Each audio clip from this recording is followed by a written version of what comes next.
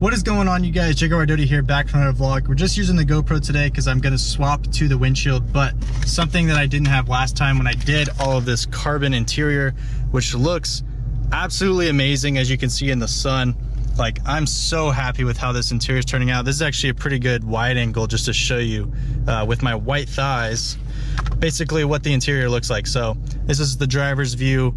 You've seen it in point of view videos, but now it's really glistening, like really glistening. So I'm really liking this, but we're gonna put this back on because it has been so annoying recently how I've been driving and I don't have my phone right here. Like, I've actually dropped my phone down this way, thinking that I had it right there. So we're gonna fix that. As I've mentioned a million times before, I have this little skosh mount. I've ripped all the 3M tape that was on it off. So we're just gonna have to mount it like this. Before we go ahead and drive, I wanna get that situated because I've been tired of dealing with this in the cup holder. This is the name brand stuff, the 3M tape. So this stuff's gonna hold. It came off really easily, as you guys may have seen in that JATO Performance install video. Peeled right off, so go with the name brand stuff. That way you can reuse things and peel it and stuff like that. It's gotta be the worst install application of this tape, but it's stuck on there, so we're gonna go with it. And if it sucks, we'll just peel it off and do it again. You know, I kind of started doing this process as a joke, as an intro in the video, but this is actually so stupidly difficult to peel this red backing tape off. And I have some little nails going there, but holy crap. Okay, so I've been working on this for a good minute. Put the camera on, trying to peel it. Here we go. All right, so there's our piece. Let's just stick it on for jokes. So you guys saw how crooked that was. We're just gonna line it up. And yeah, there we go. Okay, so now we have this back. Oh man, makes it so much better. I love having this right here. Can put my nav there, bend it down. Yeah, this had to be done. So let's hop into it and start driving to Chipotle, talk about a few topics, and enjoy some great food. We're on the road now, so we're gonna begin the talking part, and I wanna talk to you guys a little bit about the Mach-E. I know everyone's been freaking talking about the Mach-E. Most people dislike it, but I have a different idea for the Mach-E that I think you guys would like. And here it is.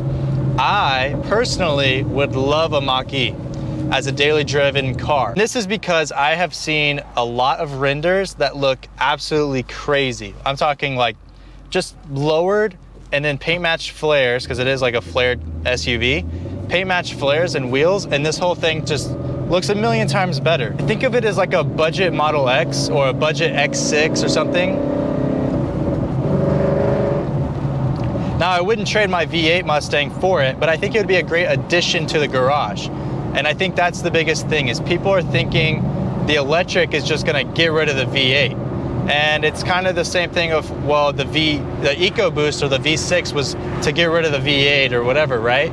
No, it just added another option. I don't think the V8, especially with the Mustang heritage, is going away.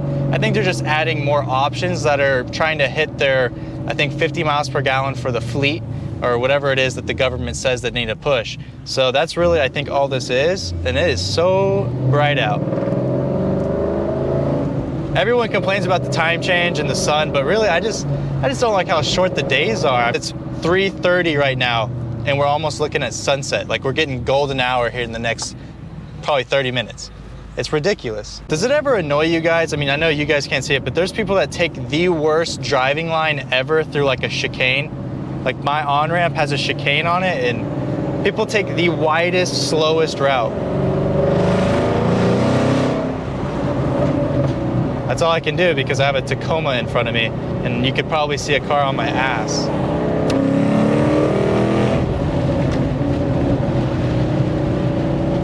Yeah, that's all we got because it just hit traffic.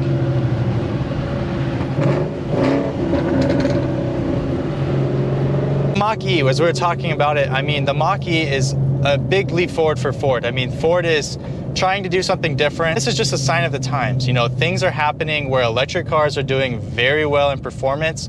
People are mad because they called it a Mustang and they called it the Mach, which has so much legacy, right? If they would have named this thing anything else, if they would have named it like the Edge E or the Explorer E, no one would even care. It's just a lot of people are tightwads about what the Mustang name is. And trust me, I'm a huge Mustang fan. Family is all Mustang. My dream car was this Mustang. Like, I want to get the GT 500. Trust me, I understand. The Mustang name has a very important legacy. And I even saw the Ford versus Ferrari and love Carroll Shelby and that even more. But understand, times change and I'm an adapter. I mean, I grew up with the internet. I grew up with iPhone and apps. So it's been a part of my life. And I think this electric Mustang Mach-E SUV, whatever, it's just gonna be a part of the next generation's life of what they assume a Mustang is or associate a Mustang.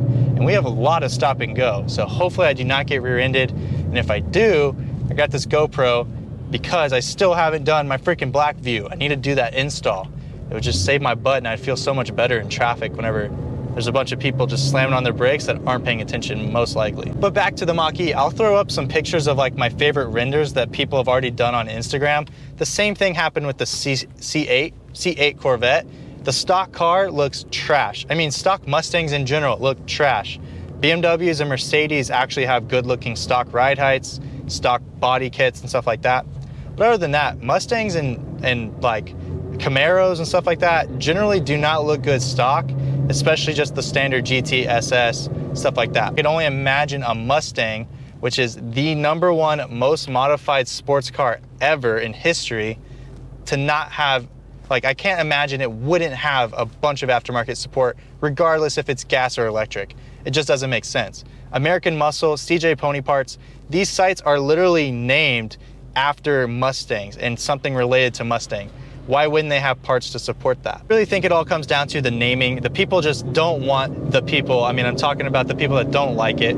Those people just don't like it because the name Mustang is supposed to be V8 or at least two-door sports car. However, the Charger changed from a two-door sports car or muscle car into a four-door sedan that's smoking everybody for 40 grand with a 392. There's nothing out there to really compete with Chargers. I mean, the Chevrolet SS, but that didn't last. The Charger is actually a success. You see them everywhere. We just can't think that all these ideas of what American Muscle or what these cars represent can't change. I mean, it has to keep up with what's all happening. I mean, why did Mustangs go IRS again? Was because where everybody was crashing them and couldn't handle a freaking solid rear axle. So they had to do it for all those dweebs with the S550s that can't drive and can't get a 1314 just because they wanted that European look and feel. I actually made a big mistake this week. I accidentally overwrote on the JATO Performance vlog. I like formatted my memory card. I got rid of the last day of SEMA's footage. That blows. Like, I was very excited because it was all about 4x4s. It was the truck section, the off-road section, overlanding. I was gonna bring all these things up to you guys to kind of gauge your interest because that's something I want to do next. Now that the Mach-E came out, maybe we'll do a Mach-E overland off-road edition. I don't know. I just feel like that car is gonna be crazy 0 to 60. I just feel like the way they're gonna gear it and the technology and each motor or whatever, I just think they're gonna gear that thing so that way it's insane on the line. Like, it's just gonna get 0 to 60 under 3 seconds. That's my take. The price point, I think some people were talking about like 50s, which if you compare what normal SUVs are going for nowadays, that's not that bad.